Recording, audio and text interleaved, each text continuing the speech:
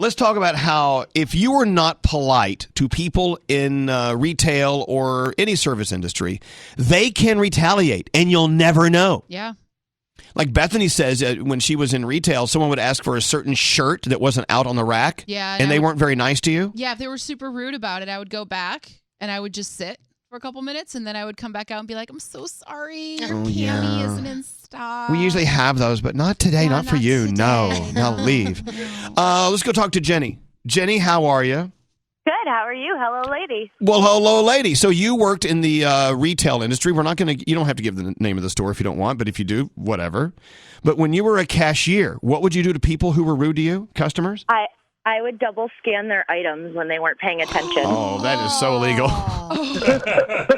No, when you say rude, I mean, like just they had an edge with them. They didn't look you in the eye. What was your idea of being rude to you?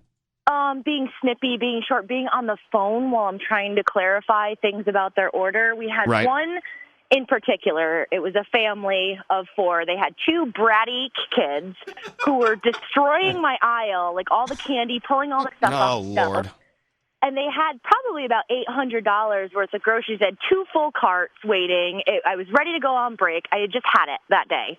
It wasn't Danielle Monero, was it? No! My kids are not rude like that. Yeah, and they didn't put a rein on their kids. They weren't even trying to address the situation. They had about a $60 sheet cake, which got accidentally scanned twice. Oh, my God. That's a lot of sheet Did they cake. notice or no?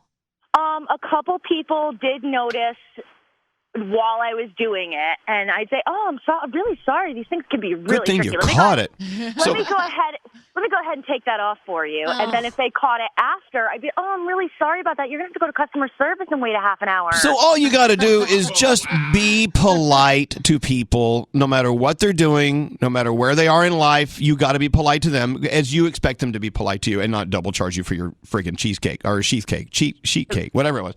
All right, Jenny, thank you. You're welcome. Have a great day, guys. You too. Everyone agree to be nice to Jenny.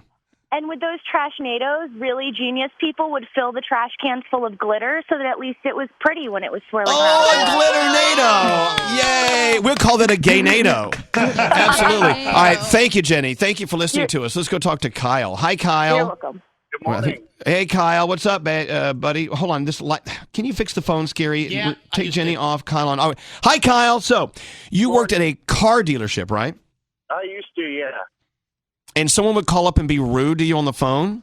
Oh, all the time. That was not rare. And we were actually taught to hang up in the middle of our own sentence.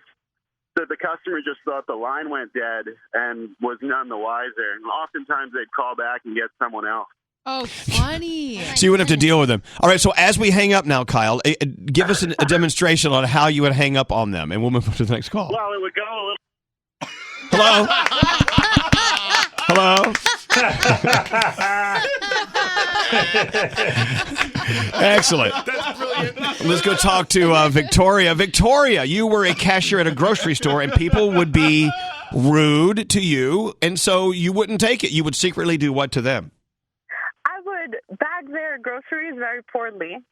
Oh, yeah, like bread on the bottom? Yeah. Yes, bread with cans, eggs with milk. Oh, well, I would do that too when I used to bag groceries. I would take something that had a sharp edge, and I would make sure it just did like poke a hole in the plastic bag. So when they would lift it up and walk to the car, all the crap would fall out of the bottom. Froggy. Victoria, you never did that, did you? So mean. Oh, I've done that. Yes. Oh, the old sharp edge in the bottom of the bag trick? Yeah. Very heavy bags. All right, Victoria. Don't be a jackass. Just be nice. It's simple. Be nice to people, and they'll be nice to you. They won't sabotage your bag. Thank you, Victoria. Thanks for listening to us today. Thanks Sam. for having me. Well, thanks for being had. We appreciate it. Hello, Sam. How's it going? Good. Hello, lady. Hello, lady. So you're in banking. And so people come into the bank and they think, oh, I'm on lunch hour. I'm in a hurry. Oh, these people are so slow. And they're rude to you. And so what do you do back to them?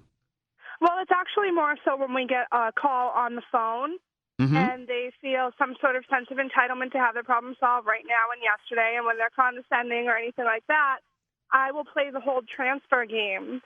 So I'll say, I'm so sorry, sir, but we don't handle that in this department. I'm going to have to put you on hold and transfer you.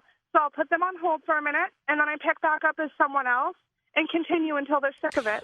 Oh, my gosh. This sounds like one of our phone taps. I know. Well, there you go. You know, my favorite is when you get someone on the line and they can't help. They just can't help you. And you do have to ask that ultimate, hey, is there anyone else there who may be able to help me? Which, when I ask that with someone on customer service line, I don't mean to be rude, and I'd say it in a polite way, and they'll just click and hang up on me. I'm like, no.